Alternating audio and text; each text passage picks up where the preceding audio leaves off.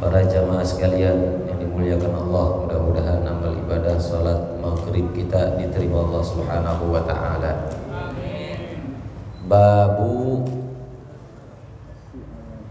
al-hassi 'ala al-huduril jamaah fi subhi wal 'isha. Qala al-muallif rahimahullahu ta'ala wa nafa'ana bihi wa bi'ulumihi wa 'ada 'alaina min barakatihi insyaallah ta'ala amin. An Utsman bin Affan, dari sahabat Utsman bin Affan radhiyallahu anhu qala sami'tu Rasulullah sallallahu alaihi wasallam yaqul man shallal isya'a, barang siapa yang salat isya fi jama'atin, salatnya berjamaah, faka'annama, maka seolah-olah qama nisfal laili, dia telah melakukan salat separuh malam. Wa man shalla subha, barang siapa yang salat subuh fi jama'atin, berjamaah, faka'annama shallal laila kullahu, maka seolah-olah ia salat malam semuanya. Rawahu Muslim, hadis riwayat Muslim. Wa fi riwayatin At-Tirmidzi an Utsman bin Affan radhiyallahu anhu qala qala Rasulullah sallallahu alaihi wasallam man syahidal isya'a fi jama'atin kana lahu qiyamu nisfal lailah wa man shallal isya'a wal fajra fi jama'atin kana lahu ka qiyamin lailah. Para jamaah sekalian yang dimuliakan Allah, bab tentang keutamaan sholat isya berjamaah dan juga sholat subuh berjamaah. Pahala isya berjamaah itu seperti orang melakukan qiyamul lail setengah malam. Besar apa enggak? Jamaah at-taqwa yang biasa sholat tahajud 20 rakaat mana?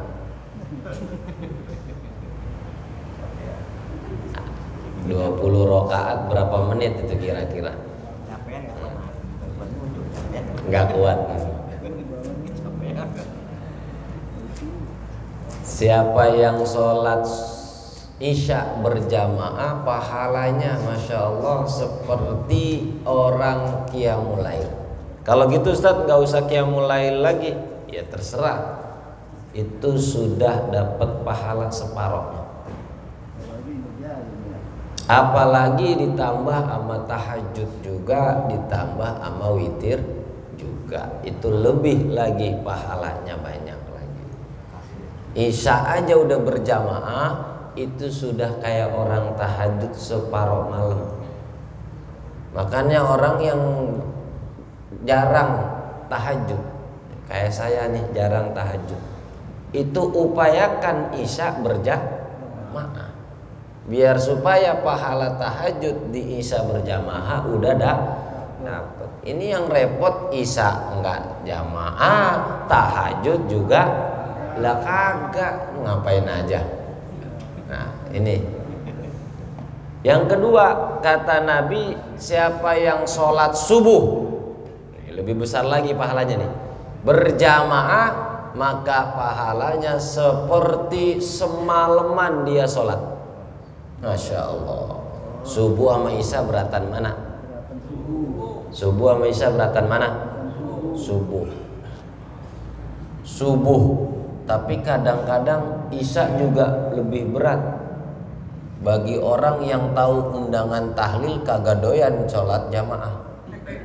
Kan ada yang begitu, jamaah isya mah kagak, tahlil duduk di depan. Mana dia orangnya?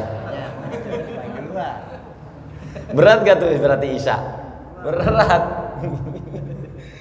Tahlil paling duluan nyampenya, isyanya kagak. Nah, pahala isya seperti separoh malam kita tahajud, pahala subuh seperti kita tahajud semalaman suntuk. Masya Allah, alhamdulillah dijaga ini sholat. Wa an Abi Hurairah radhiyallahu anhu anna Rasulullah sallallahu alaihi wasallam qala, Rasul bersabda, walau ya'lamuna ma fil atamati, kalau saja manusia pada tahu, pada ngerti, pada paham rahasia yang ada dalam waktu Isya, was-subhi, dan rahasia yang ada pada waktu subuh, la atauhuma walau habwan, pasti dia akan datang sekalipun harus merangkak. Masya Allah.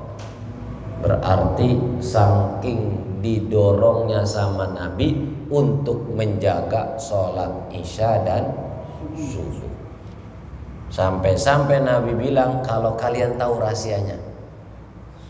Rahasianya apa sih sebenarnya sholat subuh? Rahasianya apa sih sebenarnya sholat Isya?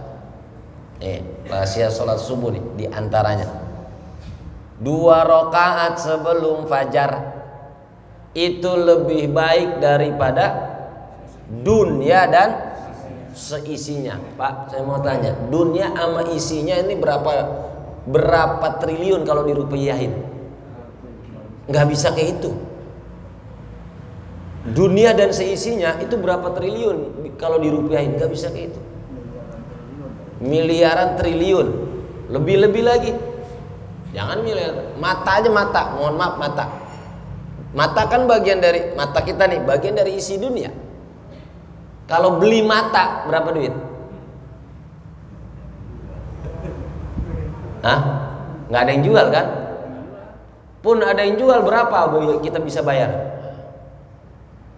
Jantung, orang kalau sakit jantung, Insya Allah di rumah sakit keluar duit berapa? Orang kalau cuci darah di rumah sakit keluar duit berapa, Pak? Berarti dunia dan seisinya itu adalah semuanya kalah dengan 2 rakaat sebelum itu. Sunnahnya bagaimana subuhnya? Coba lihat. Itu sunnahnya bagaimana subuhnya? Sunnahnya aja udah lebih baik daripada isi dunia dan semuanya, apalagi sholat subuhnya. Berarti kan lebih baik jauh dibanding dunia dan seisinya. Ini rahasianya luar biasa. Maka kata Nabi, kalau kalian tahu ini, itu kalian akan datang walaupun harus ngesod, bahasa orang kresek mah, walaupun harus ngesod. Ngerti ngesod? Pak Jabu ngerti ngesod? Paham betul? Ngerangkak, datang walau ala rukbi wal aidi, sekalipun jalannya pakai tangan, itu dia pasti akan uber subuh atau isya untuk bisa berjamaah, karena hadiahnya besar. Lah bayangin, tahajud kan berat, Pak. Karena berat, kita nggak disuruh tahajud itu wajib. Kita nggak diminta tahajud wajib. Kita nggak diminta untuk setiap malam bertahajud. Yang kita diminta cuman isya sama subuh. Itu bahkan ngalahin pahala, atau seolah-olah dia ibadah semalaman. Kan gede, ya kan? Maka ini alternatif bagi yang malas tahajud atau nggak berkesempatan tahajud. Cukup jaga isya, jaga kelar udah. Di kiamat nggak ditanya kok, kenapa ente nggak tahajud? Nggak ditanya. Yang ditanya kenapa ente nggak sholat isya, kenapa ente nggak sholat subuh, itu yang ditanya. Karena kalau subuh biasanya kesiangan, kalau isya penyakitnya biasanya, bukan tahlilan, bukan ketiduran. Oh, kirain tahlilan kali, gara-gara tahlilan.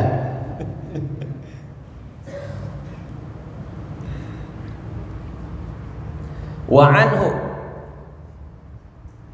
Qala Rasulullah sallallahu alaihi wasallam, laisa salatun, tidak ada salat asqala 'alal munafiqin, lebih berat daripada orang-orang munafik, min salatil fajri wal isya, daripada salat subuh dan salat isya. Walau ya'lamuna ma fihima, kalau dia tahu rahasia subuh dan isya, la atauhuma walau habwan, dia akan lakukan sekalipun harus merangkak. Jadi salat yang paling berat salat apa? Subuh. Salat yang paling berat salat apa? Isya. Setelah subuh isya. Nomor 1 subuh berat. Bahkan di sini dibilang orang munafik nandainnya gampang. Ngapa? Jarang jamaah isya, jarang jamaah. Wa idza qamu ila sholati qamu kusala, apabila mereka melakukan salat maka mereka berat, jalannya itu berat, berangkatnya itu berat. Kalau disuruh ngambil gaji gercep, gercep. Nah, hujan juga, geluduk juga. Nah, agak ada hujan istilahnya, nggak ada geluduk. Kalau ngambil duit, kalau ngambil isya, ngambil subuh, ya gerimis. Di rumah aja dah, gitu kan. Kalau ngambil duit, gerimis jalan nggak? Hah? Inilah rahasianya kenapa waktu subuh udara masih seger, Pak. Orang ahli hikmah, ahli sufi ditanya, "Kila, kenapa ahli waktu subuh itu udara begitu segar untuk dihirup di dalam hidung?" Kata ahli sufi, "Karena orang munafik belum pada bangun. Jadi ini belum tercampur, masih murni.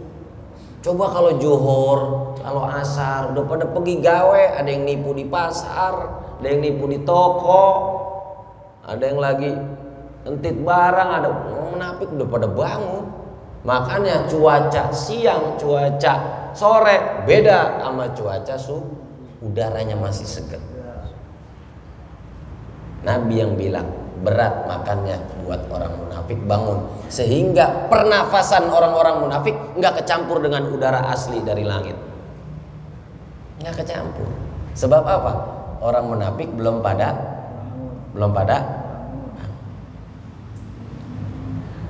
Nah, kemudian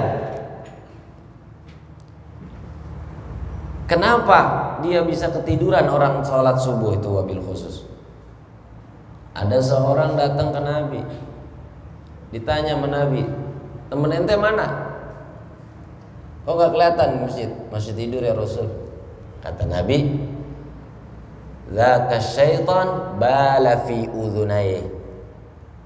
Orang yang masih ketiduran sholat subuhnya keliwat, berarti setan itu kencing di kupingnya, di telinganya. Yang bangun subuh berat lagi dikencingin. "Ustadz, emang setan bisa kencing?" Bisa. Coba lihat, sesajen itu makanannya apa, Pak? Bunga sedap malam, kelapa muda, pisang, apa lagi? Darah manusia, kadang darah hewan. Itu kan yang dijadikan alat apa? Sesajen. Buat makanan siapa? Buat makanan setan. Buat makanan setan tuh yang bikin sesajen pakai gituan tuh buat makanan setan. Emang kenapa dia ngasih makan setan? Karena setan juga makan. Kalau setan makan berarti setan buang air enggak? Buang air. Di mana?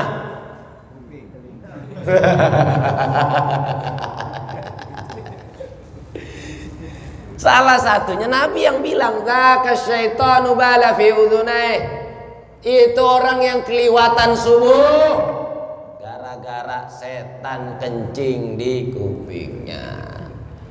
Kata orang yang kagak bangun, kalau dia bisa ngomong sama setan, "Lu sih kencing di kuping gua." Kata setan, "Lalu kan udah berteman sama gua disalahin lagi." Ngapa berteman? Karena mau tidur kagak baca. Orang kalau mau tidur nggak baca doa udah tanda subuhnya berat. Apa doa tidur? Bismika Allahumma ahya wa bismika wa amut. Ada yang make wa bismika lagi, ada yang langsung wa amut. Boleh dua-duanya. Saya mau tambah lagi, nggak puas doa pendek, tambahin. Kita udah belajar mu'awizatain, kul a'udzu birabbil falaq dan kul a'udzu birabbin nas. Saya nggak puas lagi, kata PRT, tambahin kul huwallahu ahad. Nggak puas lagi, tambahin ayat kursi. Nggak puas lagi, tambahin al-muluk tabarakalladzi biyadihil mulku wa huwa ala kulli syai'in. Enggak puas lagi, Yasin. Masih enggak puas lagi, Kahfi. Agak tidur itu urusan hataman Quran. Dikencingin sama setan, dikencing. Jadi sebagaimana manusia makan, setan juga makan. Sebagaimana manusia buang air, setan juga buang air. Begitulah yang dikatakan oleh Al-Imam Al-Qurtubi. Jadi makna hadisnya Nabi bahwa setan kencing, bener kencing, cuman nggak bau aja.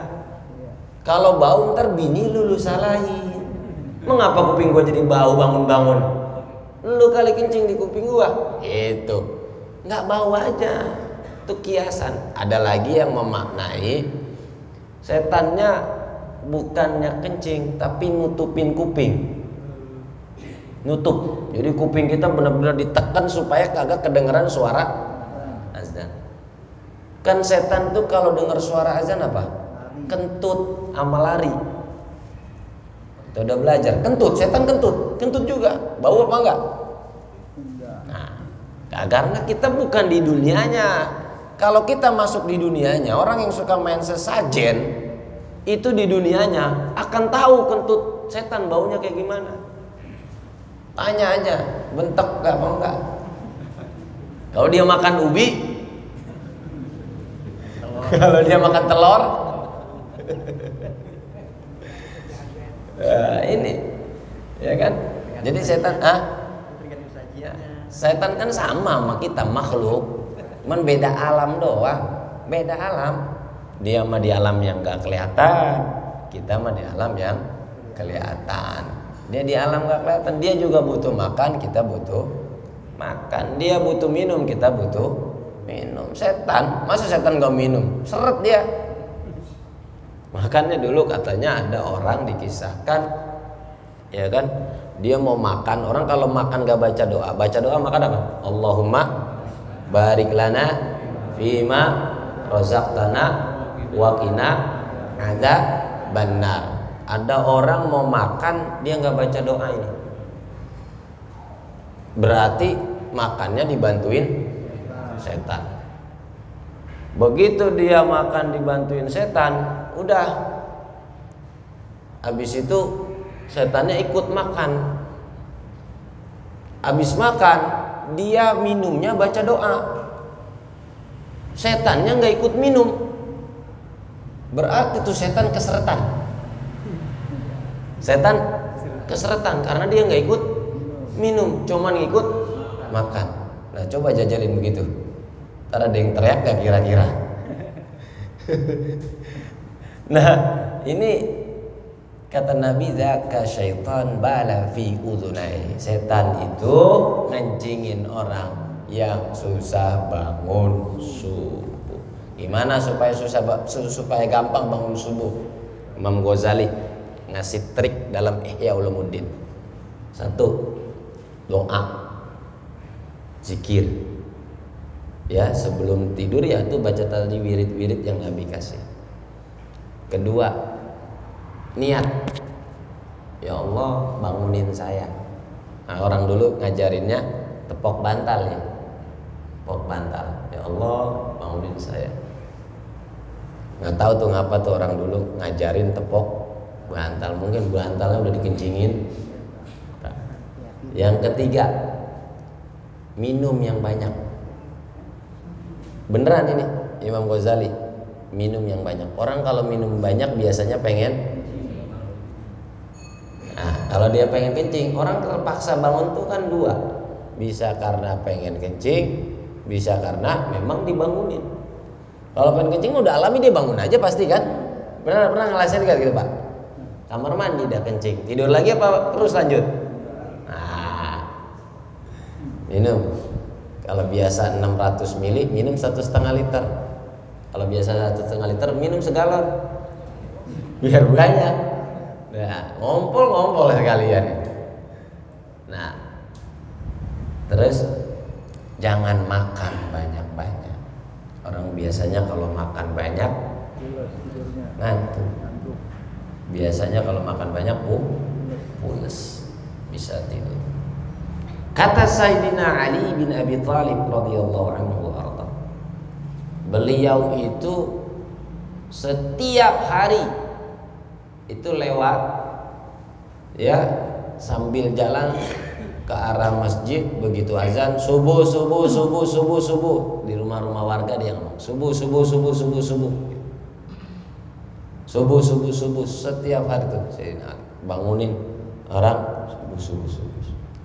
Bahkan kata ulama nih namanya Syaddad bin Aus, kalau kita pengen diangkat azab sama Allah di dunia, azab dunia apa aja sih Pak? Banyak. Apa? Tadinya punya duit, jadinya nggak punya, azab juga itu bisa. Punya duit tapi hati nggak tenang aja bawaannya, was-was aja, azab. Punya duit tenang, bini bawel, azab juga itu. Bini bawel ngomel ngoceh mulu tiap hari, kan azab itu ya? Azab gak itu? Hah? Halo, azab gak? Diomelin bini azab apa enggak itu Pak? Ini azab dunia, ujian negara itu. Ujian jadi wali. Ya. Jalur yang begitu. Ya kalau mau jadi wali yang harus begitu emang. Kalau mau jadi wali jalurnya salah satunya adalah ya punya bini yang cerewet. Bini saya satu Ustaz, tapi udah kadung gak cerewet. Saya baru tahu ilmunya kalau mau jadi wali biar punya bini cerewet. Tambah. Pasti yang awalnya kalem, yang pertama pasti jadi galak. Karena ada pos 2 gitu. Kata Syaddad bin Aus, Allah angkat azab bagi orang yang konsisten jalanin subuh berjamaah.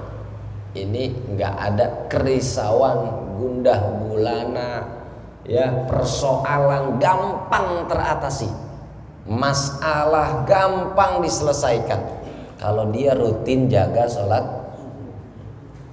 Ini orang mau tanya amalan apa sih Ustaz biar tenang? Udah sholat subuh 40 hari ente jangan putus, coba kerjain. Insya Allah Allah akan berikan ketenangan.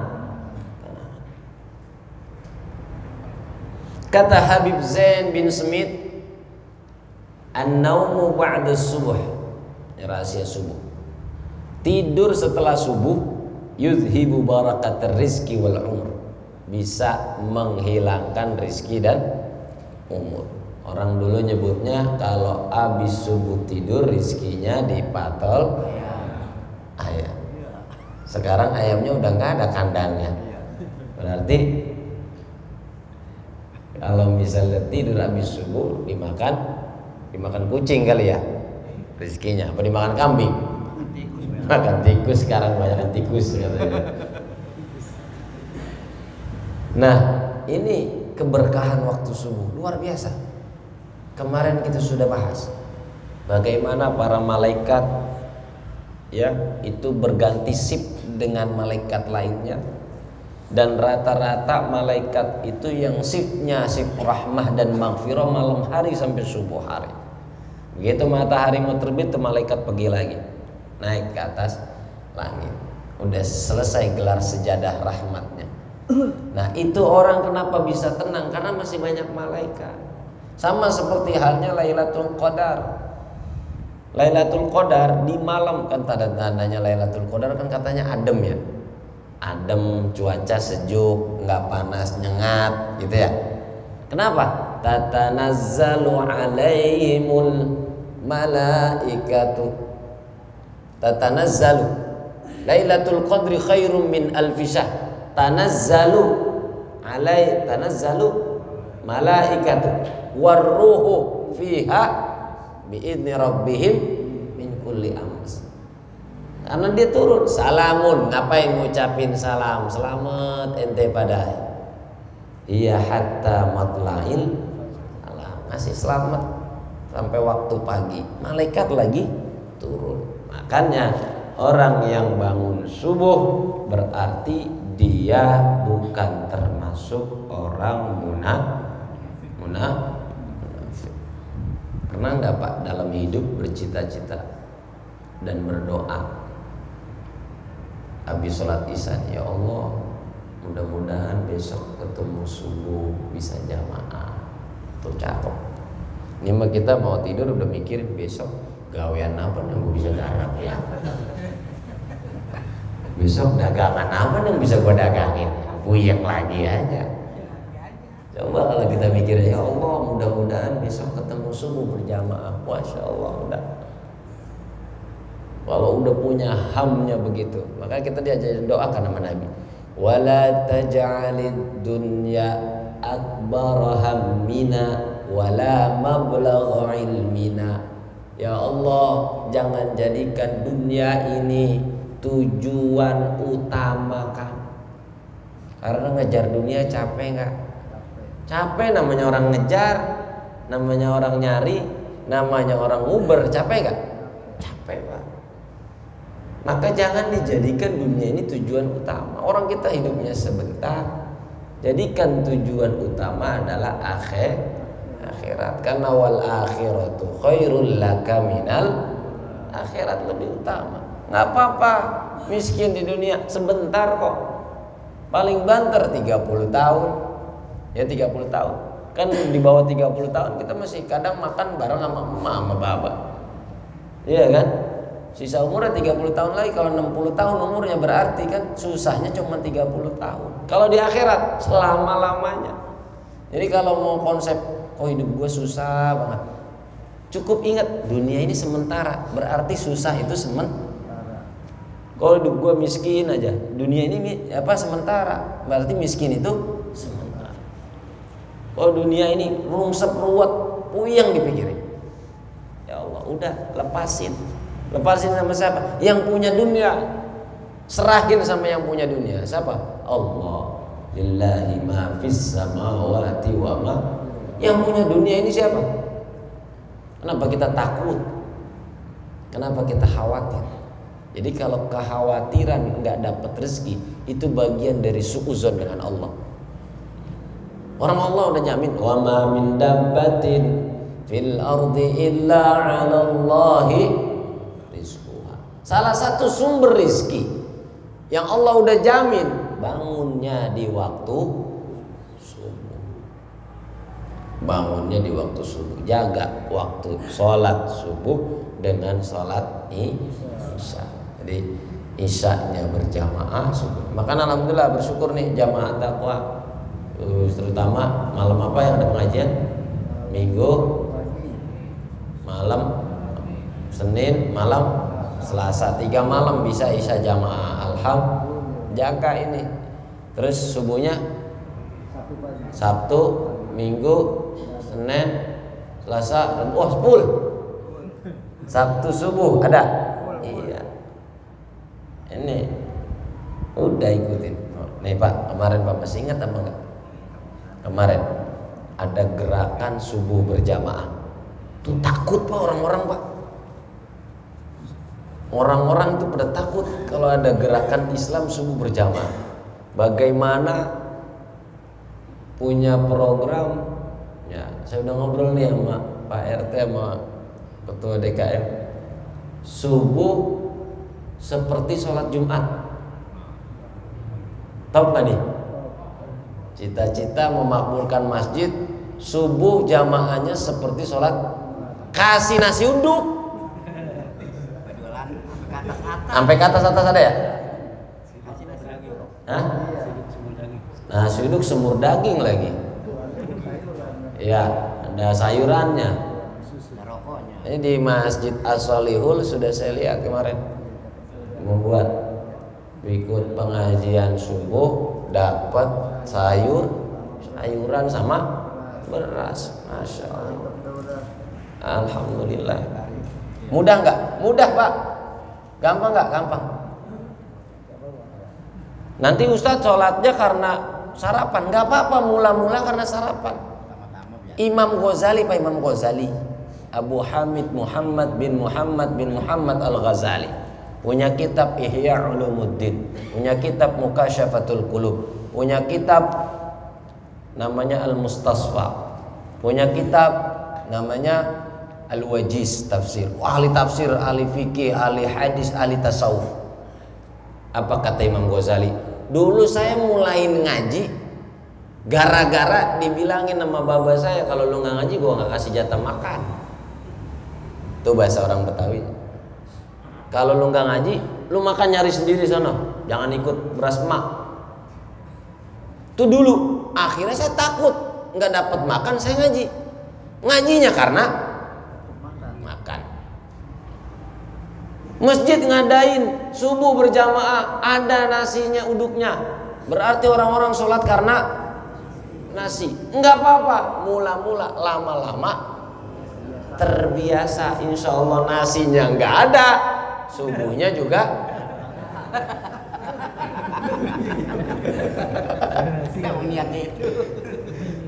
Ini kalau full berapa nih? Jamaah kalau full berapa nih? Kalau sholat full dalam aja dah, full dalam berapa?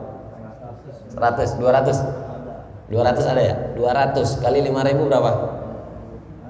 200 jamaah kali 5.000 berapa? Nasi uduk goceng dapat gak? Hah? Anda dapat. Ntar saya kirimin kalau dia mau pesen. Sambal doang. Enggak. Di Alitkon itu nasi goceng, mie, sama bakwan, sama telur. Cuman telurnya campur terigu.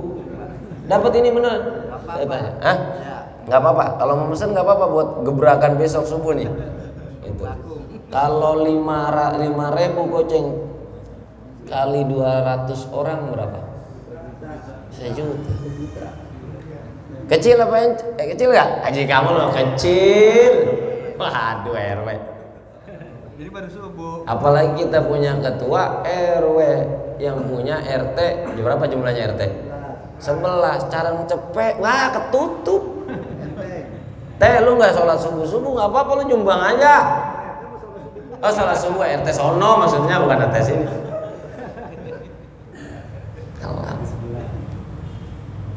Subuh pakai nasi uduk, kira-kira rame nggak? Rame nggak? Insya. Ngaji pakai roti, rame nggak? Rame. Gimana ada makan nih? Saya yakin jalanan tutup. Ya Allah. Kayak ngaji bulanan kan biasanya kalau ada makan orang. Ya memang begitu Pak, manusia memang begitu. Hammuhum fi butunihim. Rata-rata mayoritas manusia itu ya tujuan utamanya perutnya, bagaimana kenyang. Itu manusia nggak bisa dipungkiri. Mayoritas manusia seperti itu. Yang penting gua kenyang, yang penting gua kenyang, yang penting gua kenyang. Dan ini dipraktikkan di beberapa masjid lain buat mendobrak subuh jamaah. Ya coba bikin program misalnya sebulan nggak bisa setiap hari, sebulan 3 kali dulu atau 4 kali, setiap minggu subuh atau Jumat subuh udah makan tuh jamaah rame gitu. Hah? Jadi nggak? Jadi nggak? Ntar saya juga jamaah di sini nanti saya.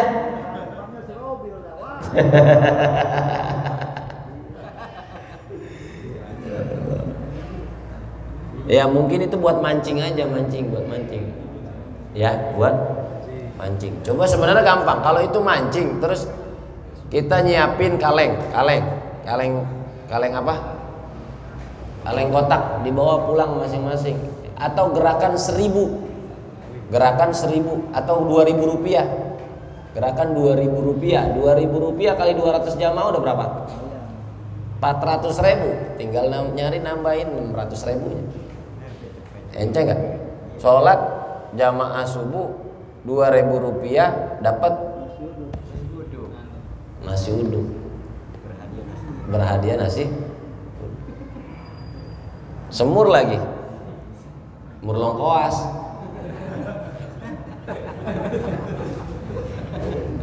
Manggil kali.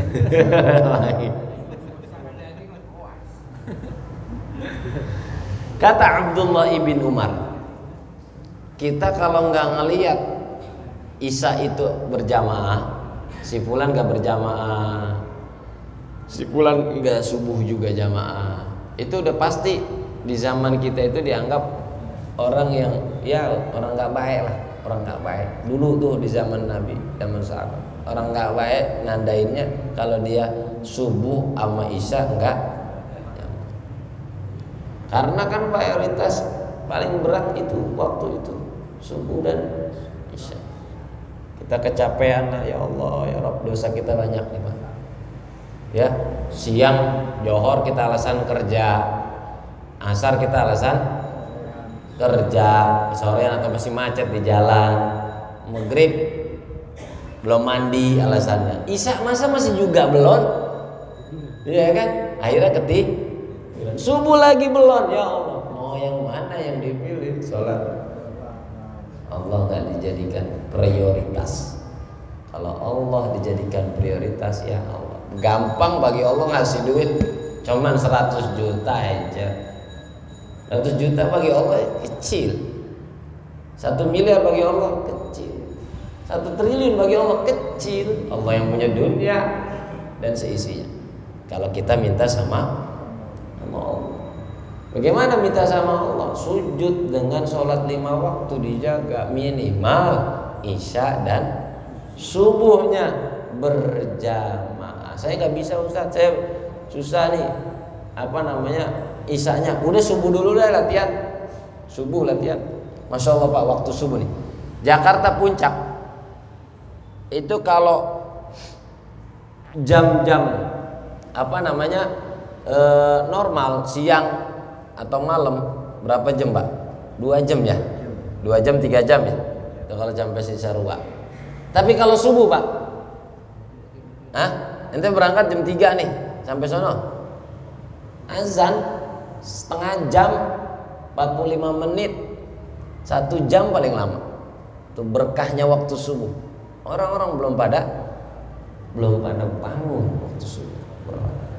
Bisa melipat waktu dari yang tadinya harusnya lama tapi bisa. Makanya akan disumpah sama Al-Quran, wal fajri walayalin ash wasyaf'i wal wat wal laili idza yas. Disumpah sama Allah. Wal fajr, demi fajar, demi waktu subuh, waktu fajar, waktu subuh. Jadi yang disumpah waktu subuh, waktu Isya juga separoh, kayak kita malam bangun tahajud ngelakuin separoh Isya. Itu Masya Allah. Mudah-mudahan kita bisa istiqomah sholat subuh dan Isya. Amin. Ya Rabbal. Udah azan apa belum? Udah azan apa belum? Kata Sayyidina Umar, Saya bisa sholat isya berjamaah, subuh berjamaah, itu lebih nyaman bagi saya ketimbang saya bisa hidup di malam hari. Artinya apa? Dikasih hidup malam hari itu tidak lebih saya cintai dibanding saya bisa sholat isya dan subuh. Ya, orang-orang kalau jiwanya sudah tertanam kekuatan keimanan, maka ya begini kan Pak, hidup Pak. Yang penting kita niat nih. Misalnya kita tadi sholat maghrib, kita niat, ya Allah mudah-mudahan bisa isya ketemu jamaah. Ntar isya, ya Allah mudah-mudahan subuh bisa ketemu jamaah. Ntar subuh, ya Allah mudah-mudahan zuhur bisa ketemu jamaah. Diniatin aja itu udah luar biasa pahalanya. Artinya apa? Pikiran dia udah sholat 5 waktunya yang akan dia jaga. Ini kan kita nggak peduli. Jangankan ya, seringkali ya kita semuanya Pak, jangan Bapak, saya juga mendengar suara azan kalau lagi ngurusin bisnis, kita tinggalin bisnis untuk sholat berjamaah, apa kita tinggalin azan untuk kita terusin bisnis? Hah? Ninggalin azan apa ninggalin bisnis? Jangan ada dusta di antara kita. Ninggalin azan apa bisnis? Nanggung kan, kita pikiran nanggungnya. Sering banget nih kita begini Pak. Padahal saya logikakan seperti kemarin. Saya dipanggil sama Bang Pendi, nggak nyaut. Saya jalan aja bodo amat. Marah nggak dia? Marah. Atau saya manggil dia nggak nyaut, padahal kedengeran, marah nggak? Marah nggak dia? Saya marah. Dipanggil dia nggak nyaut. Allah manggil lewat muazin, Allahu Akbar, Allahu Akbar. Kita lalain terus, marah nggak Allah? Padahal yang punya duit, yang punya jabatan, yang punya dunia, yang punya sehat, yang punya ketenangan hidup, yang membuka masalah dari setiap problem yang kita jalanin, yang ngasih anak, yang ngasih sehat, yang ngasih semua, yang ngasih kita semua siapa? Kita panggil, kita dipanggil malah. Kan panggilan itu ada 3 Pak. Panggilan azan, panggilan haji, panggilan mati. Panggilan azan sering kita lalaikan. Panggilan haji, gue belum dipanggil. Lu ngapa nggak mau umroh, nggak mau haji? Gue belum dipanggil. Akhirnya sama Allah yang ketiga nih dipanggil ke tanah kusir. Ya. Nih dipanggil terus, kita tiap hari kan dipanggil 5 kali, ada panggilan. Masya Allah, megang HP aja kita Pak, megang HP. Kalau ada panggilan masuk, udah mikirin kita padahal lagi di WC. Kadang-kadang kita bawa juga HP ya, iya nggak? Iya, karena takut ada panggilan, takut ada orderan masuk. Mendengar suara azan kita biasa aja. Jangan jawabin, jangan datengin, jawabin aja kita. Kah? Ya kan? Jawabin aja. Kira-kira Allah marah nggak? Kira-kira Allah marah nggak? Nah, kita manggil orang aja nggak nengok kita marah. Set ngap, lagu amat dia tuh. Dipanggil, ya. Tentang pahala qobliyah subuh, kan seperti dunia dan segalanya. Nah itu baru bilang mengerjakannya di rumah di mana tuh? Kalau dia sholat subuhnya di rumah, sholat qobliyah subuhnya di rumah juga gitu. Sholat qobliyah subuhnya di rumah, sholat subuhnya di rumah juga. Kalau dia sekarang kalau jam 5 atau iya. Itu kan qobliyah subuh dulu tuh. Iya. Itu pahalanya sama nggak? Pahalanya sama nggak kayak? Iya kan dunia dan segalanya gitu ya sebelum. Rok'atal fajri, 2 rakaat sebelum subuh, khairun, lebih baik, minad dunya, daripada dunia, wa ma fiha, dan isi dunia. Enggak Nabi bilang harus di masjid, enggak Nabi bilang harus di masjid. Dan sholat sunnah sebaiknya di rumah. Ini saya kasih tahu. Sholat wajib baiknya di masjid untuk orang laki-laki. Sholat sunnah sebaiknya di rumah. Baik laki-laki maupun perempuan, urusan sholat sunnah sebaiknya di rumah. Cuman biasanya orang kalau ke rumah sholat apa enggak? Hah? Kalau di rumah pulang maghrib ke rumah atau pulang johor ke rumah kan ada ba'diyah zuhur. Biasanya kalau sampai rumah sholat enggak? Nah, kalau lebih baik tahu sampai rumah kagak sholat mendingan masjid. Nah begitu. Tapi sebaiknya sholat sunnah itu di rumah. Sholat sunnah lebih baik di rumah, bukan di masjid. Di rumah lebih baik sholat sunnah di rumah. Apa? Nah persoalannya itu kalau di rumah biasanya suka kesiangan. Sedangkan bangun, nah, tadi pahala apa namanya, kalau pahala qobliyah itu. Tapi kalau pahala subuh yang kita lagi bahas itu berjamaah. Di masjid nggak harus. Yang penting berjamaah. Ini nggak ada kalimat di masjidnya. Di masjid lebih bagus. Di masjid lebih bagus. Yang penting Masalahnya kalau di rumah ngajak bini jamaah, gampang apa susah? Hah? Jujur amat, gampang apa susah? Berat, bener berat. Nah. Kadang bangun duluan, dia udah sholat duluan. Iya. Suaminya belakangan. Berat. Mendingan subuhnya ke masjid. Ya betul. Jadi kalau pahala dunia lebih dunia dari sisinya emang di rumah boleh, di rumah sama, di masjid sama. Cuma namanya sholat sunnah lebih baik di. Ya sebelumnya udah tahu ya. Ngapa? Karena rumah kita kudu dicahayakan dengan sholat.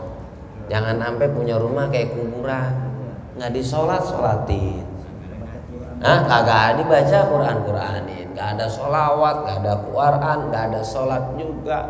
Tuh rumah buat tender mulu diurusin, koper mulu dikumpulin koper.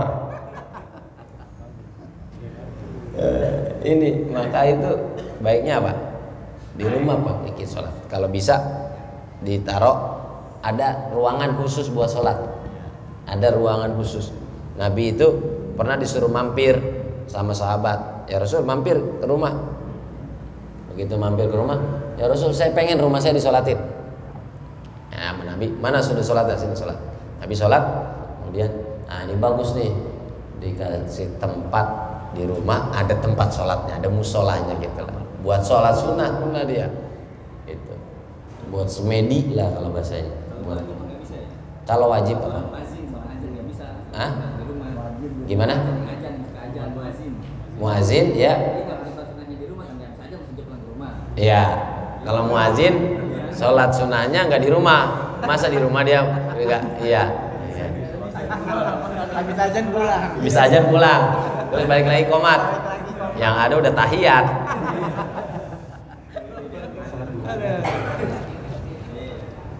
Kalau merebut ya udah masjid aja. Itu kan masalah utama aja ya, utama di mana. Ya, pengen dapetin yang gede, dia pulang dulu. Dari Kresek pulangnya ke Gondrong. Balik-balik udah mantas salam.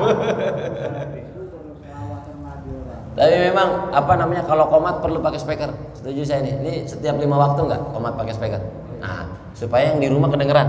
Begitu dia tahu baru dapat 1 rakaat sholat sunnah qobliyah subuh, dia udah denger, oh iya. Ya, langsung dia ini man. Kalau dulu kan nandainnya orang ulama-ulama kita pakai salawatan ya. Ya kalau subuh apa? Ya Hayyu ya Qayyum. Gitu kan? Iya. Terus buat nandain, oh udah masuk. 3 kali baca baru. 3 kali baca. Nah, saran terserah mau dipraktekin. Ini di masjid-masjid lain juga saya saranin. Salat subuh buat komatnya 15 sampai 20 menit. 15 sampai 20 menit. Kasih jatah kesempatan yang mungkin terlambat bangun buat qobliyah. Pertama, yang kedua, kalaupun waktu yang udah ditentukan itu kan waktu kan ijtihadi. Azan subuh itu waktu ijtihadi. Setiap bulan itu kan berputar ya. Kalaupun ada kesalahan, kita memang udah mundur dikit, nggak terlalu maju. Maka di masjid-masjid tempat saya ngajar itu saya sarankan kalau bisa 15 sampai 20 menit. Ini yang bicara orang ahli falak. Apa namanya? Yang mengkaji ilmu per bulanan, tiap bulan lihat hilal atau ngelihat buat waktu sholat ini.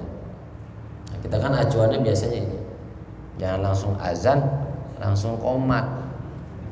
Habis azan langsung qomat. Subuh ya wabil khusus karena buat ngasih waktu orang.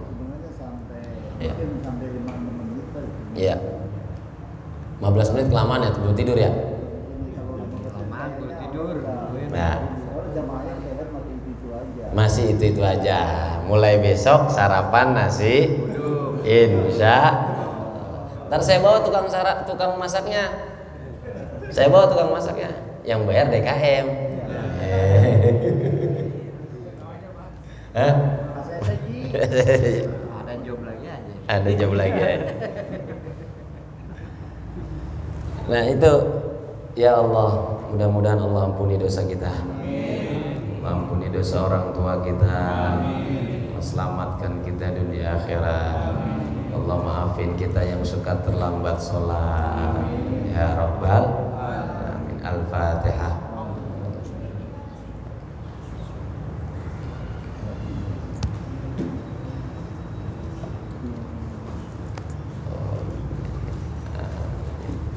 Nah kemudian sebelum ditutup doa, kalau ketinggalan qobliyah subuh boleh dikodok setelah subuh. Mana dalilnya? Nabi abis johor itu, ini biar keingetan nih. Nabi abis johor itu ada tamu, ngobrolnya sampai asar. Kemudian abis asar Nabi kodok ba'diyah zohor. Nabi kodok ba'diyah zohor. Nah begitu juga yang kelewat. Nah ini keren banget. Orang ketinggalan dapat gaji biasa. Orang ketinggalan dapat gaji ngenes itu biasa. Orang nggak dapat sembako ngenes biasa. Ini ngenes kagak dapat qobliyah subuh. Keren gak tuh? Gua ngenes apa? Subuh qobliyahnya gua belum kerjain. Akhirnya dia kodok setelah sholat subuh boleh. Karena Nabi pernah mengkodok ba'diyah zuhur dikodok setelah asar. Alhamdulillahirabbil alamin. Allahumma shalli ala sayyidina Muhammad wa ala ali sayyidina Muhammad. Allahumma anfa'na bima 'allamtana wa 'allimna ma yanfa'una warzuqna 'uluman tanfa'una. Rabbi yassir wa la tu'assir, rabbi tammim bil khairi wa anta muyassir. Rabbana atina fid dunya hasanah fil akhirati hasanah wa qina adzabannar. Sallallahu alaihi wasallam Muhammadin wa ala alihi wasallam. Walhamdulillahi rabbil